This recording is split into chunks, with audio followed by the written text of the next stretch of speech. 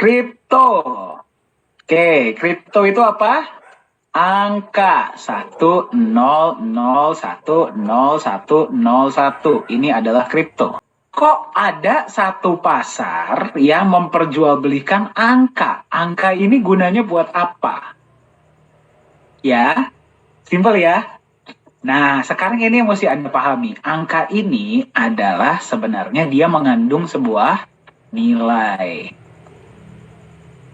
Betul ya? Seperti halnya kalau Anda taruh uang di bank.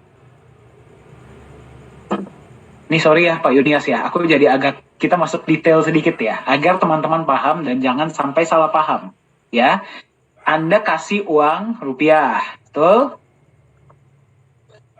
Anda kasih ke bank, uang rupiah tersebut dikonversi menjadi apa? Rupiah digital, betul? Anda buka ATM, ada angka.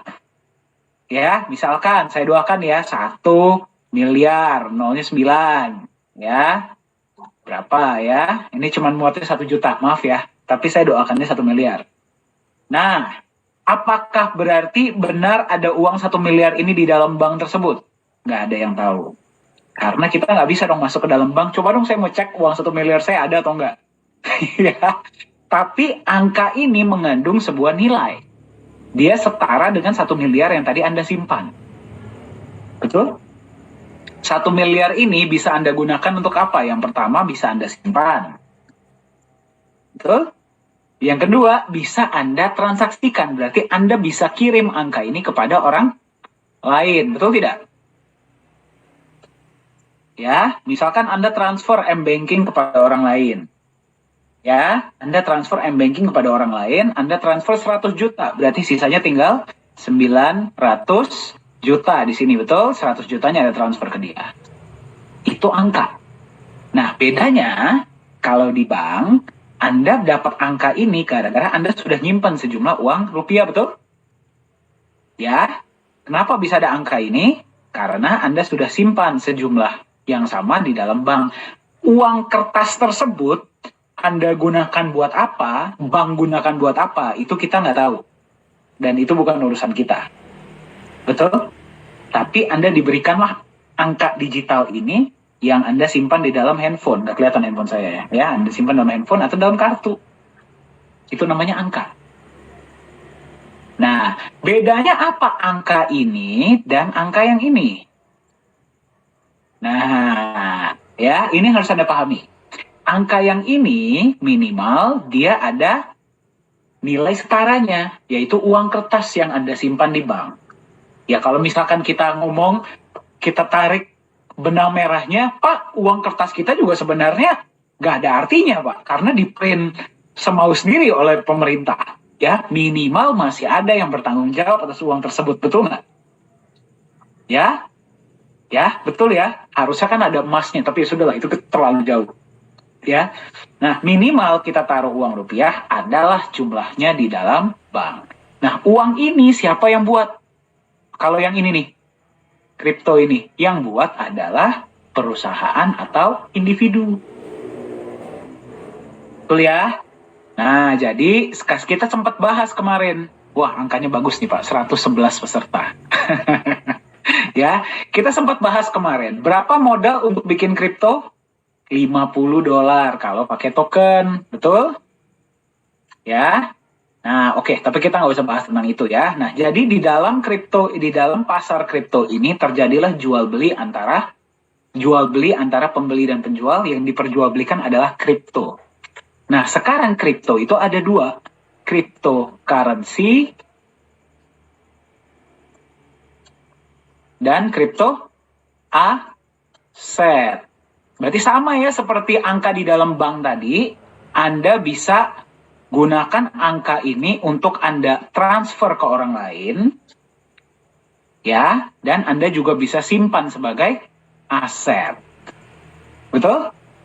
Kalau Anda simpan, berarti Anda simpan sebagai aset. Kalau Anda perjualbelikan, misalkan saya punya Bitcoin, saya transfer Bitcoin senilai 100 juta ke Pak Yunias. Bitcoin tersebut bertindak sebagai apa? Cryptocurrency. Betul? Kalau saya simpan, dia bertindak sebagai crypto aset. Ya, sekarang pertanyaan paling utama adalah, oke, tolong jangan coret-coret di whiteboard saya ya Pak ya. Oke, baik, sebentar, saya hapus dulu. Nah, oke. Nah, sekarang pertanyaannya adalah, misalkan nih ada nih angka 10010111101. Ini satu kripto nih. Ya, saya transfer kepada Pak Yunias. Pak, nih Pak, saya punya kripto, saya transfer ke Bapak. Bisa nggak saya transfer ini ke Pak Yunias? Bisa. Bisa ya Pak ya? Pertanyaannya, kalau saya transfer angka di M-Banking saya senilai 100 juta atau 200 juta, itu kan ada nilainya ya Pak ya? Betul ya, karena saya taruh dulu sejumlah uang, ya, yang memberikan nilai adalah Republik Indonesia. Nah, pertanyaannya, ini angka yang ngasih nilai siapa? Kalau kripto, tidak ada underlying-nya, tidak ada asetnya, tidak ada proyeknya, tidak ada apa-apa, dia angka tok. Ya, beda ya. Angka yang di dalam M-Banking saya, walaupun ya ujung-ujungnya kalau kita tarik uang kertas, tapi tetap minimal saya harus menyimpan uang kertas. Negara Republik Indonesia bilang Rp1.000, ada nilainya Rp1.000. Betul? 100 juta, nilai 100 juta, diperdagangkan secara sah di dalam negara Indonesia. Nah, kripto ini yang ngasih nilai siapa? Ya, jawabannya ujung-ujungnya adalah market atau pasar. Pasar inilah yang memberi nilai. Oke, saya maulah beli angka ini senilai segini. Saya mau deh beli angka ini senilai segini. Paham ya?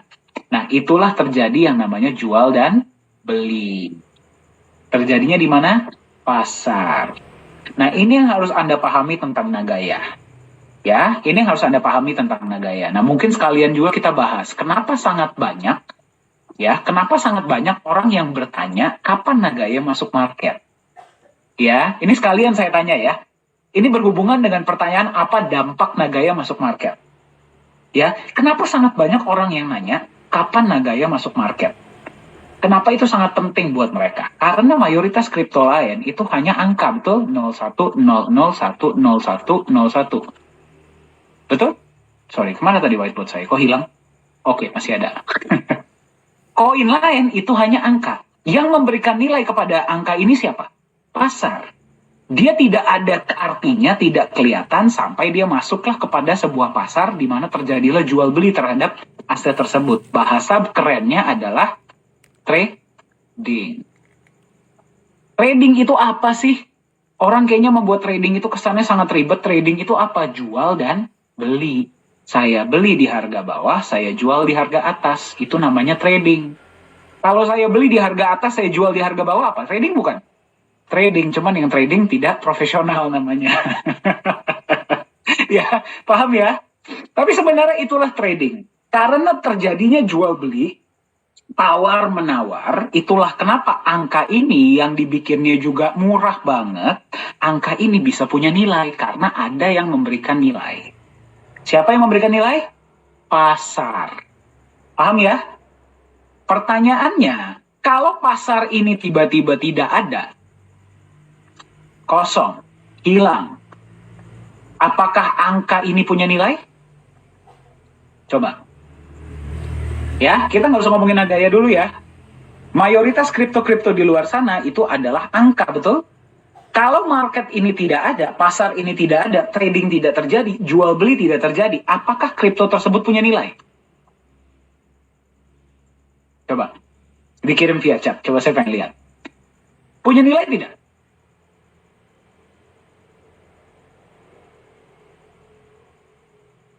Oke, banyak yang bilang tidak. Betul sekali.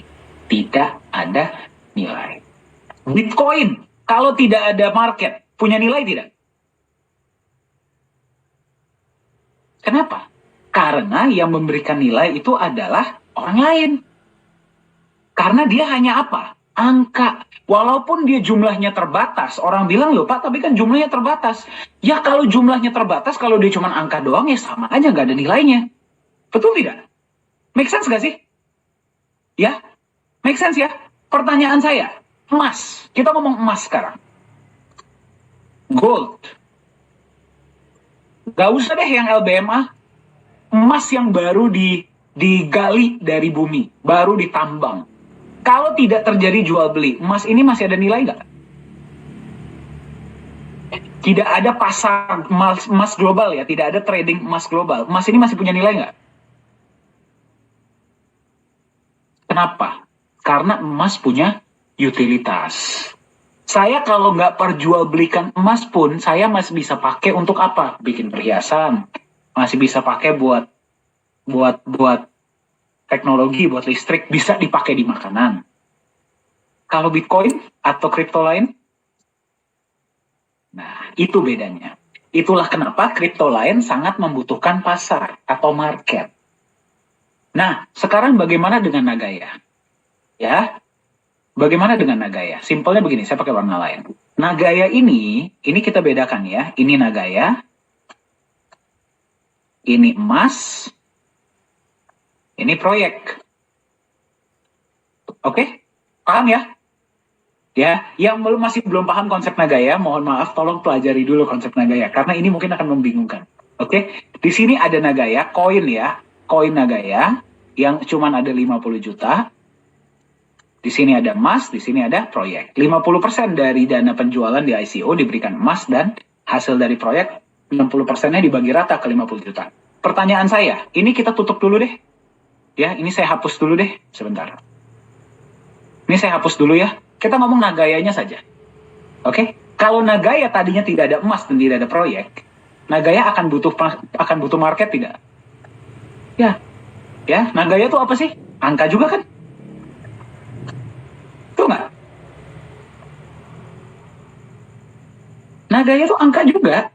Sama seperti Bitcoin, seperti Ethereum, seperti USDT, seperti Ripple, seperti Doge, seperti Shiba. Nagaya pun sama, blockchain, kriptografi, decentralized. Angka juga. Ya, perbedaannya. Ini perbedaannya. Yang lain, angka standalone, angka saja. Nagaya ini angkanya adalah sebuah wadah. Kotak nih, contohnya kotak. Angka ini adalah sebuah kotak. Untuk kotak apa? Kotak yang di dalamnya ada emasnya dan menerima benefit dari proyek. Dolar dan emas. Baru disinilah kita masukkan. Ada proyek, ada emas. Oh, tadi emas di atas, maaf ya. Ini gold, ini proyek. 50 juta koin Anda itu masing-masing itu adalah sebuah kotak, wadah. Angka ini adalah sebuah wadah. Wadah apa sih? Wadah menerima emas dan wadah menerima benefit proyek setiap bulan. Ya, masuk akal ya? Beda jadi dengan, kalau misalkan ini tadinya tidak ada, proyek dan emas tidak ada, sama saja dong Nagaya seperti yang lain. Butuh ada spekulator, butuh ada sentimen pasar, baru dia akan punya nilai. Nilainya pun belum tentu nilai beneran, bisa juga bubble. Betul? Nah, bedanya dengan Nagaya yang ada proyek, ada emasnya, dan proyek ini juga bertambah, berarti kalau misalkan kita tadi ngomongin pasar, ya, tanpa ada pasar ini, Nagaya belum masuk market, Nagaya punya nilai tidak? Punya, minimal dari mana? Dari emas yang membackup.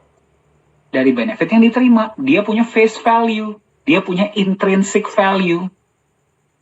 Ya, sebuah perusahaan, walaupun dia belum IPO, kenapa dia bisa punya nilai? Kalau sekarang memang iya dihitung dari kemungkinan potensi penghasilan 5-10 tahun ke depan, valuasi. Tapi kalau kita lihat perusahaan-perusahaan zaman dulu, kenapa perusahaan yang belum IPO bisa punya valuasi? Karena mereka punya aset. Tuh, mereka punya aset. Nah, perusahaan yang sudah matang, punya aset, masuklah ke dalam. Nih, ini wadah nih ya, 50 juta wadah ini, yang ada emasnya, ada proyeknya, masuklah ke market. Apa yang akan terjadi? Market ini hanya amplifikasi, memperbesar. Lebih banyak orang yang akan mengetahui tentang Nagaya. Beda dengan kripto-kripto lain yang membutuhkan market. Nagaya cuma butuh market untuk apa? Amplifikasi. Lebih banyak orang tahu, yang pertama. Yang kedua, volume transaksi bisa terjadi lebih banyak dalam sehari. Karena di pasar. Ya, di pasar. Seperti itu. Ya, jadi Anda harus paham dulu sebenarnya fungsi pasar itu apa. Pasar itu hanya mempertemukan penjual dan pembeli. Masalah apa yang akan terjadi di pasar itu tergantung dari produknya. Produknya itu bagus nggak? Kalau produk itu bagus, walaupun nggak dijual di pasar, dia punya nilai tidak? Punya. Yang paling menggelitik, Pak, menurut yang saya paling pernah dengar, kripto aset itu bukan koin kalau belum masuk market. Itu saya tepok jidat. Ya, itu saya selalu bilang, itulah analogi yang saya selalu gunakan ya. Kalau saya jualan sendal di depan rumah dan saya belum jual di pasar, apakah berarti sendal itu berubah jadi sepatu? Ya mungkin kalau kripto-kripto lain nggak punya nilai kalau belum masuk market. Kalau Nagaya sudah punya nilai bahkan sebelum di market karena sudah ada intrinsic value dari emas dan proyek. Ya, jadi apa sebenarnya dampak Nagaya akan masuk market? Yang pertama, akan lebih banyak orang yang mengetahui Nagaya. Itu saja. Yang kedua, volume transaksi sehari mungkin akan terjadi lebih banyak. Ya, peer-to-peer akan terjadi lebih banyak. Tapi apakah berarti Nagaya nggak punya nilai sebelum masuk market? Tidak, bukan itu artinya. Ya, semoga menjawab.